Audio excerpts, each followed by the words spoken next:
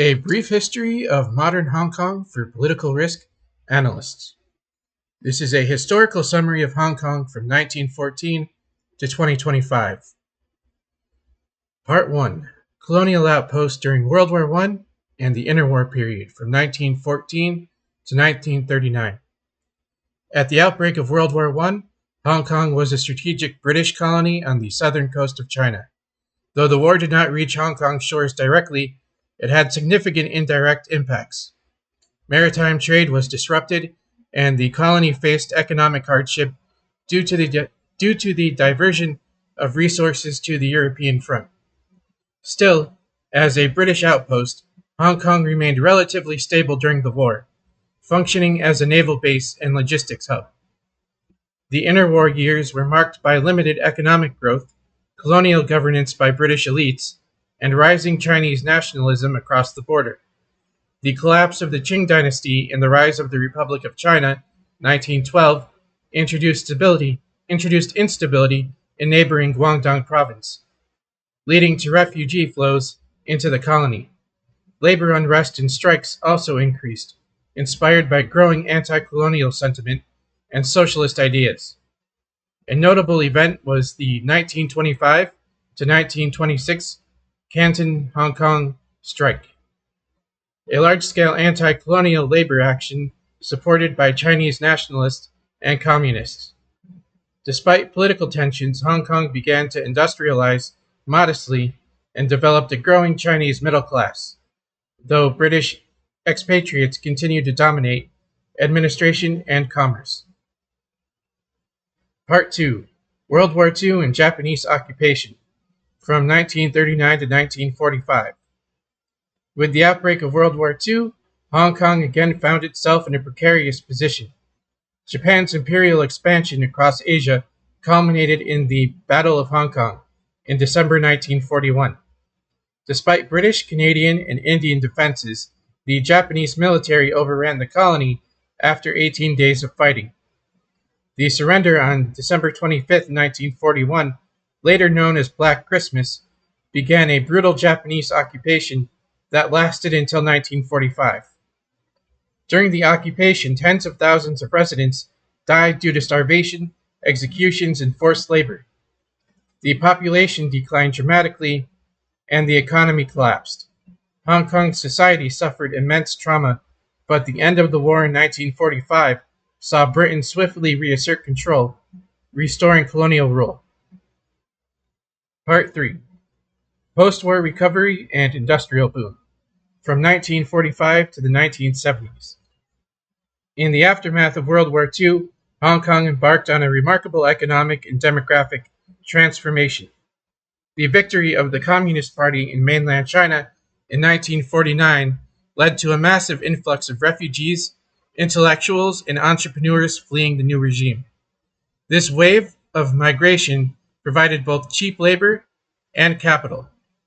By the 1950s and 1960s, Hong Kong became a hub for light manufacturing, including textiles, plastics, and electronics.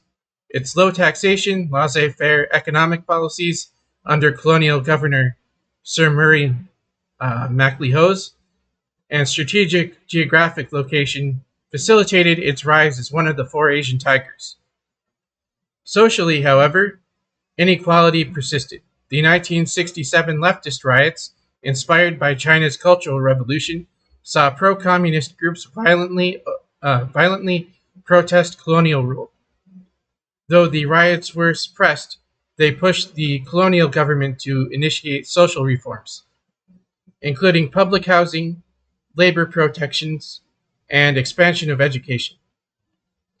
Part 4. Economic maturity and political awakening, from the 1980s to 1997. By the 1980s, Hong Kong had shifted from manufacturing to a service-based economy, with finance, trade, and tourism becoming dominant. The territory became one of the world's leading financial centers with a highly developed infrastructure and growing middle class. At the same time, the issue of sovereignty came to the forefront. The Sino-British Joint Declaration was signed in 1984, stipulating that Hong Kong would be returned to China in 1997. under a framework of one country, two systems. This agreement promised that Hong Kong would retain its capitalist economy, common law system, and a high degree of autonomy 50 years after the handover. Political awareness grew in this period.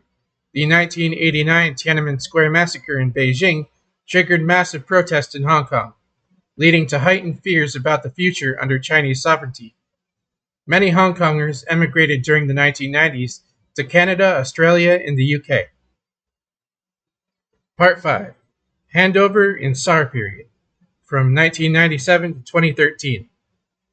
On July 1st, 1997, Britain handed over Hong Kong to the People's Republic of China. The event was marked by a symbolic ceremony attended by British Prime Minister Tony Blair and Chinese President Jiang Zemin. Hong Kong became a special administrative region, or SAR, which is SAR, governed under its basic law, which served as a mini-constitution. Initially, Beijing adhered to its promise of non-interference. Hong Kong flourished economically, surviving the 1997 Asian financial crisis, and becoming more integrated with mainland China's economy, particularly after the 2003 Closer Economic Partnership Arrangement, or the CEPA. Yet, discontent simmered. In 2003, a proposed national security law, Article 23, sparked mass protests involving over 500,000 people. The bill was shelved, but tensions between the population and pro-Beijing elites in government grew steadily. Part 6. The rise of political protest from 2014 to 2019. The umbrella movement of 2014 marked a new era of political confrontation, triggered by Beijing's decision to limit electoral reforms and tightly control the nomination of candidates for chief executive. Tens of thousands of students and citizens occupied parts of the city for over 2 months, demanding genuine universal suffrage. Although the movement failed to achieve political concessions, it awakened a new generation of activists and solidified a growing localist and pro-democracy identity in Hong Kong. Protest reignited in 2019, sparked by the extradition bill, which would have allowed criminal suspects to be sent to mainland China for trial. Fears over judicial independence led to months of mass demonstrations, at times involving over 2 million participants, almost a third of the population. Violent clashes, police brutality allegations, and increasing polarization gripped the city. Part 7. National Security Law and Crackdown, from 2020 to 2022. In June 2020, Beijing imposed a sweeping national security law in Hong Kong without local legislative approval. The law criminalized acts of secession, subversion, terrorism, and collusion with foreign forces. Its vague wording and broad scope effectively curtailed political dissent. Dozens of activists, journalists, and opposition politicians were arrested. Pro-democracy media outlets like Apple Daily were shut down, and the Legislative Council was restructured to ensure only patriots could govern. Most prominent opposition figures were jailed, exiled, or silenced. While Beijing described the law as restoring order, its critics viewed it as the end of Hong Kong's political autonomy. Civil liberties, press freedom, and academic freedom were significantly eroded.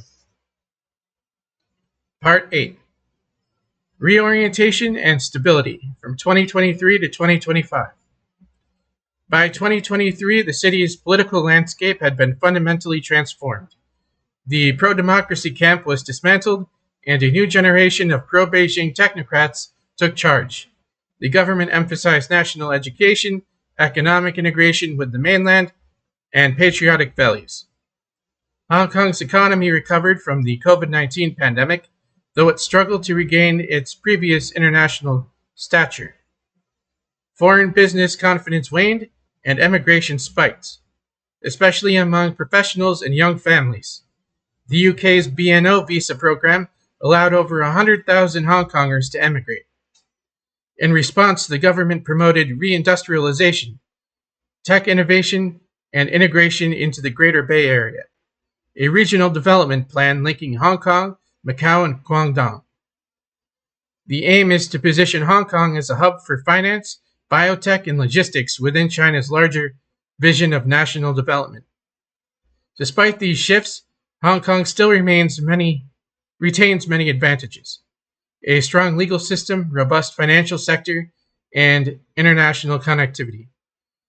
Yet its identity has transformed from a quasi-autonomous city with a distinct political voice to a tightly controlled outpost within the People's Republic.